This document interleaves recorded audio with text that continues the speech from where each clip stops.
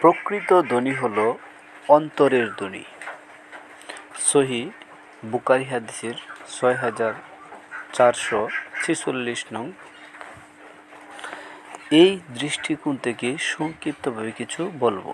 একটি উদাহরণ: দুজন ব্যক্তি একই অফিসে একই পদে চাকরি করেন এবং দুজনেই সমান বেতন পেয়ে থাকেন।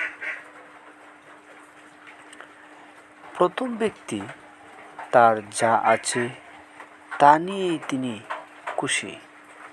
মাস শেষে সৎ উপার্জনে পরিবার নিয়ে তৃপ্তির সাথে চলেন।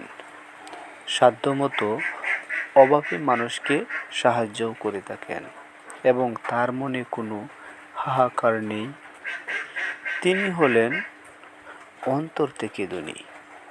তিনি আল্লাহর প্রতি সন্তুষ্ট রয়েছেন এবং সব কাজেই তিনি ভালো অনুভব করে থাকেন। শান্তি লাগে, পরিবারের সবার সাথে হাসি খুশিভাবে জীবন কাটায়।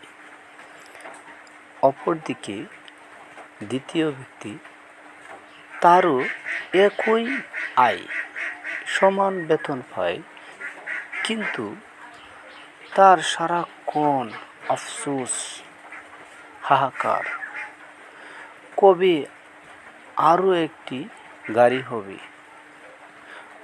বড় একটি বাড়ি হবে। এই লোভের কারণে তিনি সব সময় মানসিকভাবে অশান্তিতে ভোগেন এবং নিজেকে সবসময় দরিদ্র মনে করেন।